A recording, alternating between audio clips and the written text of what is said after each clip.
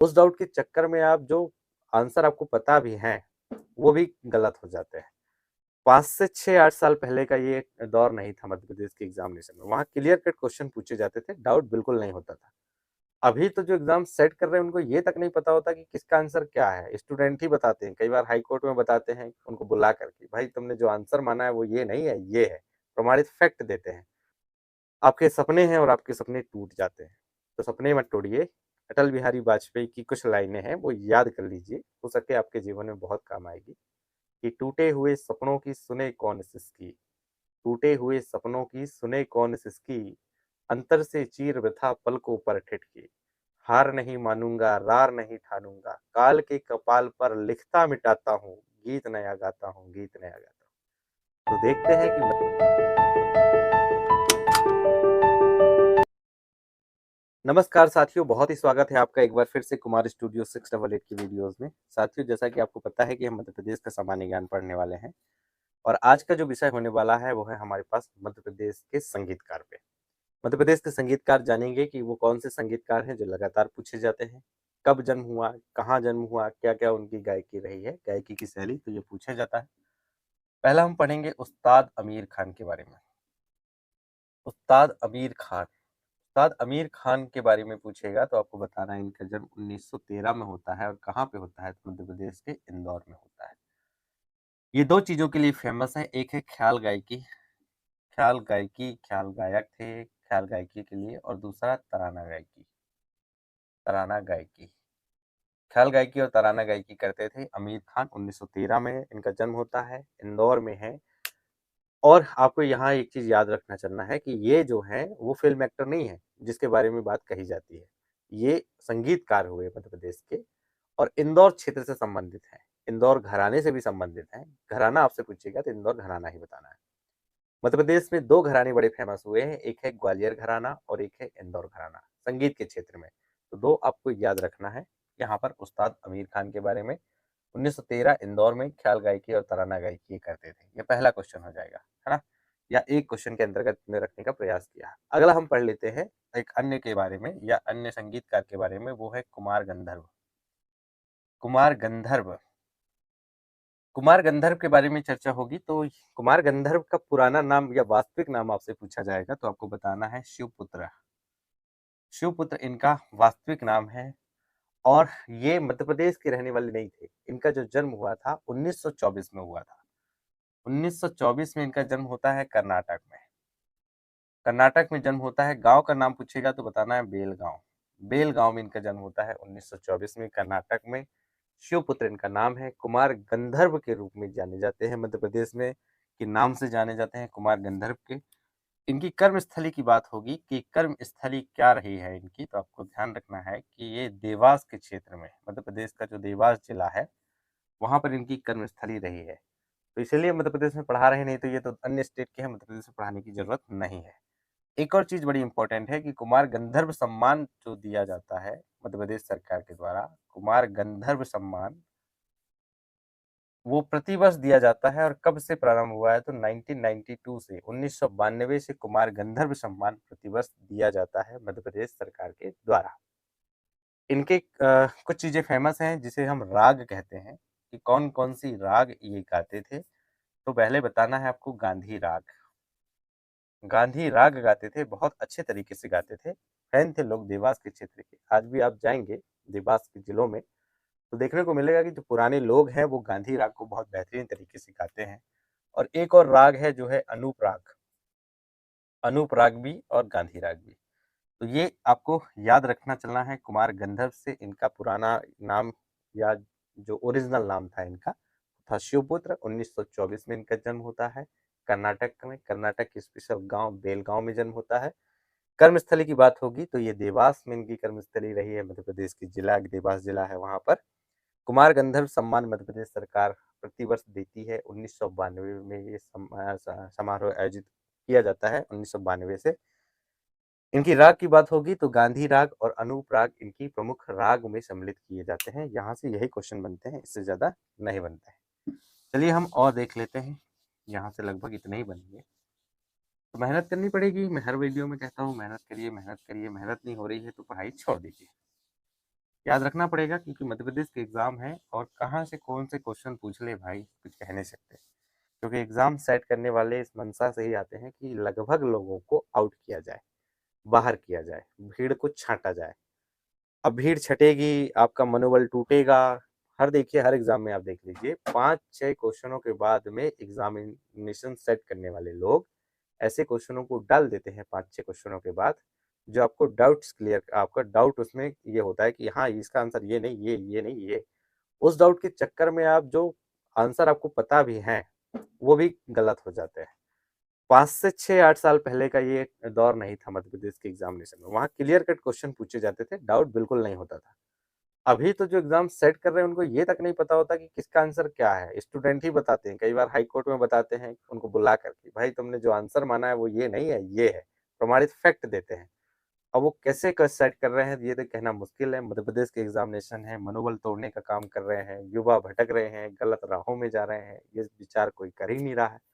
Vacancy आती नहीं है, आती है तो कैसे निकल जाती है पलक झपकते ही ये भी पता नहीं चलता। आपके सपने हैं और आपके सपने टूट जाते हैं, तो सपने मत तोड़िए।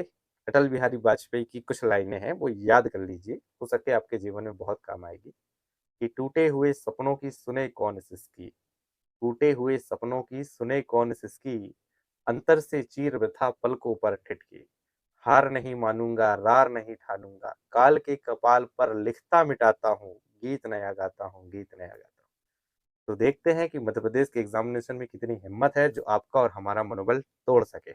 ऐसा तो होने नहीं देंगे, जब तक पेपर फाड़ेंगे नहीं तब तक मेहनत छोड़ेंगे नहीं। तो पेपर को फाड़ना नहीं है, मतलब पेपर को क्रैक करना है, पता तो चले अपना अपना सिस्टम क्या होता है। अगले हम पढ़ लेते हैं, दो हमने पढ़ चुका है आई थिंक, और कुमार गंधर्व तक बात हो गई है। अब हम महाराजा चक्रधर सिंह की बात करेंगे। महाराज चक्रधर, महाराज चक्रधर सिंह से आपसे क्वेश्चन बनेगा। तो ये मध्य प्रदेश के रहने वाले नहीं है, ये कहाँ के हैं? तो मध्य प्रदेश नहीं, ये रायपुर के रहने वाले हैं। और रायपुर कहाँ आता है? छत्तीसगढ़ में आता है। पहले हमारा हिस्सा हुआ करता था मध्य प्रदेश का, बंटवारा होने के बाद ये चला गया छत्तीसगढ़ में, और छत्तीसगढ़ जो है उसकी राजधानी हो गई रायपुर, और वहीं के रहने वाले थे महाराजा चक्रधर सिंह। इससे ज्यादा क्वेश्चन बनते नहीं है चक्रधर सिंह से, इतना ही बनता है कि मध्य प्रदेश सरकार प्रतिवर्ष इनके सम्मान में फेलोशिप देती है। सिर्फ क्या देती है? फेलोशिप देती है। फेलोशिप देने का काम करती है। फेलोशिप कौन देता है? तो वो देता है मध्य प्रदेश सरकार इनके सम्मान में। फेलोशिप से ये होता है कि कुछ एक निश्चित राशि होती है, उस राशि को इस क्षेत्र में, गायकी के क्षेत्र में आने वाले लोगों को दिया जाता है, चिन्हित करके। उसमें भी राजनीति घुस जाती है कि जो जिस पार्टी की सरकार है, अगर उस पार्टी का कोई व्यक्ति इसमें सम्मिलित हो रहा है तो 100% चांसेस से उसी को मिलेगा। कि राजनीति हर जगह हावी हो गई है, राजनीति के कारण कई बार नहीं मिलता है अच्छे लोगों को। तो महाराज चक्रधर सिंह जो है वो रायपुर से संबंधित है, छत्तीसगढ़ से संबंधित है, यही क्वेश्चन आता है। मध्य प्रदेश सरकार प्रतिवर्ष जो है चक्रधर सिंह फेलोशिप देती है, ये क्वेश्चन इंपॉर्टेंट है आपको। चौथा हम पढ़ लेते हैं, वो है पंडित पंडित कार्तिक राम। पंडित कार्तिक राम का जन्म हुआ था 1910 में, और कहाँ हुआ था? तो बिलासपुर में हुआ था। बिलासपुर जो आता है छत्तीसगढ़ में आता है, मध्य प्रदेश के छत्तीसगढ़ में का हिस्सा हुआ करता था छत्तीसगढ़, अब अलग हो गया। पंडित कार्तिक राम 1910 में इनका जन्म होता है, बिलासपुर में होता है। कुछ चीजें इनकी फेमस हैं, इन्हें नृत्य सम्राट कहा जाता है। नृत्य सम्राट, नृत्य सम्राट पूछेगा तो किसे कहा जाता है? तो नृत्य सम्राट जो है पंडित कार्तिक राम को कहा जाता है। क्या गाते थे? तो ये गाते थे गम्मत। गम्मत गाने का काम करते थे, गम्मत होती है और गम्मत को गाने का काम करते थे। गांव में तो बहुत ज्यादा होती है, शहरों में तो परंपराएं टूटी गई हैं। अब तो पड़ोसी क्या कर रहा है ये पड़ोसी को पता ही नहीं चलता है, तो वो क्या जानेगा गम्मत क्या होता है, फाग क्या होता है, सैरा नृत्य क्या होते हैं। सभी यूट्यूब में सर्च करते हैं, इसके अलावा बताते हैं अपने बच्चों को। इसलिए आपकी ये बड़ी जिम्मेदारी है परंपराओं को सुनने की, समझने की, देखने की। इसलिए गांव की ओर लौटिए, शहर की ओर मत भागिए। शहर आपको सिर्फ उदासी दे सकता है, शहर आपको सिर्फ सुविधाएं उपलब्ध करा सकता है, लेकिन आपको खुश नहीं रख सकता। खुश रहना है तो गांव की ओर ही वापस आना पड़ेगा। शहर में वो इतनी हिम्मत नहीं है, ताकत नहीं है, वहां पे नमस्कार चमत्कार भी नहीं होता है। तो गम्मत आपको ध्यान रखना है। पंडित कार्तिक राम से आपसे क्वेश्चन पूछेगा। नृत्य सम्राट की उपाधि इनको मिली है। कार्तिक जो है कार्तिक राम और कल्याण दास। कार्तिक राम और कल्याण दास की जोड़ी पूरे भारत में प्रसिद्ध थी गम्मत के लिए। तो ये आपको यहाँ पूछ सकता है, कार्तिक राम के साथ में कल्याण दास आपको जोड़ के पूछ सकता है कि कार्तिक राम के साथ किसकी जोड़ी फेमस थी पूरे देश में, तो आपको बताना है कल्याण दास की। तो पंडित कार्तिक राम से यही क्वेश्चन होंगे, इससे ज्यादा क्वेश्चन नहीं बनते हैं। नृत्य सम्राट थे ये, नृत्य भी करते थे, गायकी भी करते थे, दोनों भी आपसे पूछ ही सकता है, तो याद रखना है। आगे हम पढ़ लेते हैं अमजद खान। पांचवा चौथा पता नहीं कौन सा चल रहा है, देख लेना कौन सा है। अमजद खान, अमजद खान या अमजद अली खां आपसे पूछिएगा। इनका जन्म होता है 1945 को, कहां पर? ग्वालियर में। ग्वालियर में इनका जन्म होता है, मध्य प्रदेश के ग्वालियर में। अमजद खां 1945 में जन्म होता है ग्वालियर में, और क्या बजाते थे? तो ये सरोद बजाते थे, सरोद वादक थे ये। सरोद घर भी क्वेश्चन पूछेगा कि मध्य प्रदेश में सरोद घर कहाँ है, तो ग्वालियर में ही है, जो इनने बनाया था अपने पिता की याद में, हाफिज अली खान की याद में। वो हाफिज अली खान साहब को भी मैं पढ़ाऊंगा, जब मैं मतलब अभी बता सकता हूँ, लेकिन वो थोड़ा सा अलग है, थोड़ा उसमें अलग चीजें जोड़ना है, इसलिए यहाँ नहीं बताना है। तो अमजद खान के बारे में पूछेगा, 1945 ग्वालियर में इनका जन्म होता है। सरोद वादक है, सरोद घर की आपकी बात होगी तो इनने ही बनाया था, अपने पिता की सम्मान में बनाया था, पिता की याद में बनाया था अमजद खान साहब ने। अमजद अली खां, अमजद अली खां या अमजद खान आपको याद रखना है। यहाँ से यही क्वेश्चन है, सरोद वादक। ये सरोद जो है बनाने की परंपरा में बाद में बताऊंगा तो ज्यादा अच्छा है। तो ये इतना अमजद खान में ये याद रखना है। आगे है लता मंगेशकर। लता मंगेशकर का कौन नहीं जानता? मध्य प्रदेश नहीं, पूरी भारत और पूरी दुनिया में लता मंगेशकर को जाना जाता है। लता मंगेशकर का जन्म आपसे पूछेगा कब हुआ था, तो 28 सितंबर 1929। 28 सितंबर 1931 को कहाँ हो रहा है? मध्य प्रदेश के इंदौर में इनका जन्म हो रहा है। इनकी मृत्यु का भी क्वेश्चन पूछ सकता है कि मृत्यु कब हुई थी लता मंगेशकर की मृत्यु, तो आपको बताना है 6 फरवरी। 6 फरवरी, 6 फरवरी 2022 को इनकी मृत्यु होती है मुंबई में।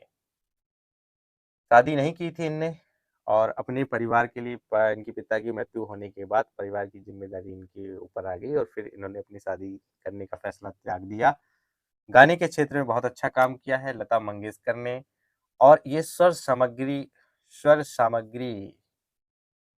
के रूप में जानी जाती है। स्वर सामग्री, स्वर कोकिला भी कहा जाता है, स्वर कोकिला। ठीक है। मध्य प्रदेश के इंदौर क्षेत्र की रहने वाली हैं। बहुत सारे गाने इन्होंने रिकॉर्ड किया है। इन्होंने जो गायक हैं उन गायकों के लिए रेवेन्यू का बहुत अच्छा काम किया है, कि एक बार क्या होता था कि एक बार किसी गायक ने गाना गा दिया तो उसे गाते बराबर जो पेमेंट निश्चित हो गई उसको वही मिलती थी फिल्मों में। अब उसका बाद जो पेमेंट वो कमाते थे, चाहे 10 साल 20 साल बाद गाने की कॉपीराइट बेचकर या दूसरी चीजें बेच करके, तो उसका पैसा गायकों को नहीं मिलता था। तो उसकी लड़ाई इन्होंने लड़ी थी, और वो जीती भी थी। यानी उनको उनका हक मिले गायकों को, ये भी लड़ाई इन्हें लड़ने का काम किया है। 2001 में इन्हें क्या मिला था? भारत रत्न। भारत रत्न दिया गया था 2001 में। भारत रत्न से नवाजा गया था लता मंगेशकर को। तो लता मंगेशकर से यही क्वेश्चन है जो आपसे पूछे जाते हैं। मध्य प्रदेश के जन्म में हुआ था इनका, इंदौर में हुआ था, 28 सितंबर को हुआ था 1929 को। 6 फरवरी 2022 मुंबई में इनकी मृत्यु हो जाती है। मृत्यु 6 फरवरी 2022 को। स्वर सामग्री स्वर कोकिला भी कहा जाता है। 2001 में इन्हें भारत रत्न से नवाजा गया है। भारत रत्न भारत का सबसे बड़ा सम्मान होता है, और उसी सम्मान से इन्हें नवाजा गया है। तो ये बहुत बड़ी हस्ती रही है। महाराष्ट्र में बहुत अधिक लोग मानते हैं इनको, महाराष्ट्र के पूरे देश में ही मानते हैं, पूरे विदेश में भी मानने का काम करते हैं लोग।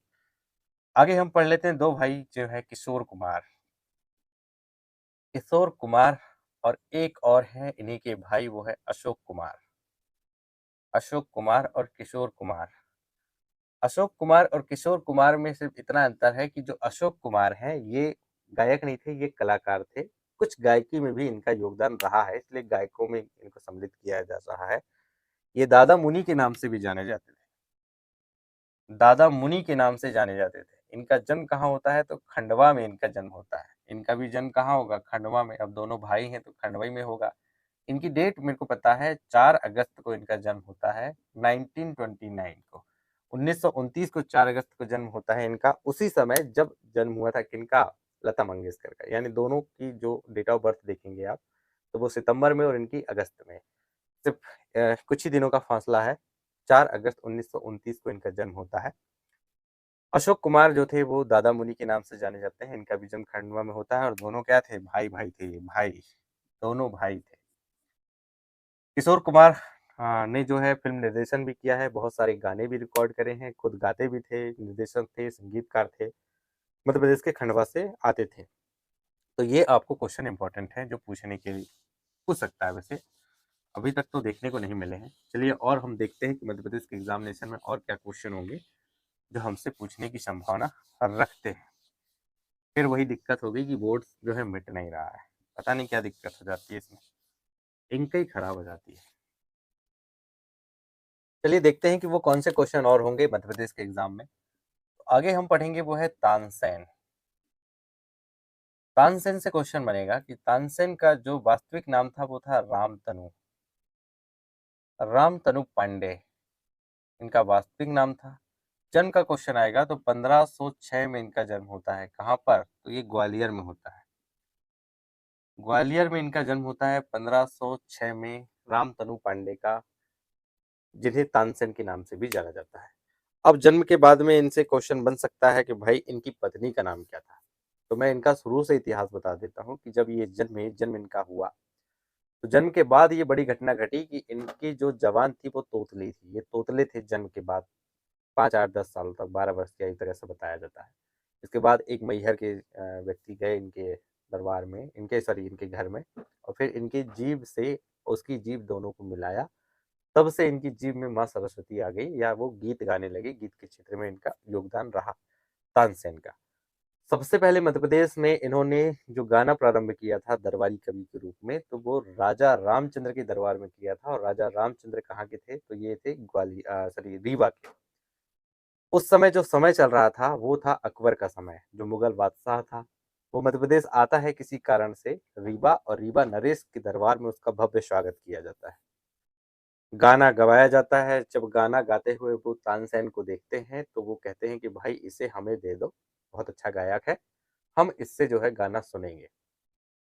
तो जो राजा रामचंद्र है ग्वालियर के शासक, उन्होंने किसको दे दिया, अकबर को दे दिया। अकबर ने उन्हें अपने साथ ले जा लिया और फिर अपने 9 रत्न में इसे सम्मिलित किया। 9 रत्न में सम्मिलित करने के बाद इतना अच्छा गाना लगा इनका कि हर हर जो गाना इनकी गाने की तर्ज थी, चाहे वो दीपक राग हो या दूसरी राग हो, तो इतने बेहतरीन गाना ये गाते थे, इतने ज़्यादा पसंद आए कि अपनी बेटी का विवाह जो है तानसेन के साथ कर दिए। तो बेटी का नाम जो है मेहरुनिशा नाम था। मेहरुनिशा आपको याद रखना है, तानसेन की पत्नी थी और अकबर की बेटी थी मेहरुनिशा। तो उन्हीं के साथ विवाह हुआ था रामतनु पांडे का। इनका जो नाम बदल के कर दिया था वो तानसेन कर दिया गया था। इनका मकबरा पूछ सकता है, समाधि पूछ सकता है कि समाधि कहाँ है, तो आपको ध्यान रखना है कहाँ, ग्वालियर में। ग्वालियर में इनकी समाधि बनाई गई है, मध्य प्रदेश के ग्वालियर में। और प्रतिवर्ष जो है मध्य प्रदेश सरकार यहाँ पर कुछ कार्यक्रम कराती है, मध्य प्रदेश सरकार।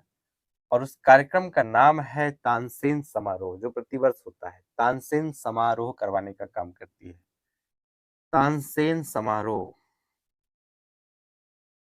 कौन कराता है, तो मध्य प्रदेश सरकार प्रतिवर्ष कराती है तानसेन समारोह।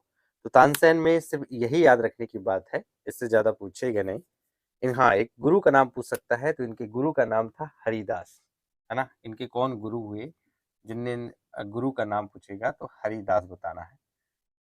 हरिदास इनके गुरु थे, जिन्होंने इन्हें संगीत की शिक्षा दी थी। संगीत की शिक्षा कहाँ से लिए थे, तो गुरु हरिदास से लिए थे संगीत की शिक्षा। तानसेन में इतने ही क्वेश्चन है, इससे ज्यादा क्वेश्चन नहीं होते हैं। तानसेन के बारे में इतना ही पढ़ा जाता है। आगे बढ़ेंगे उस्ताद अलाउद्दीन खां।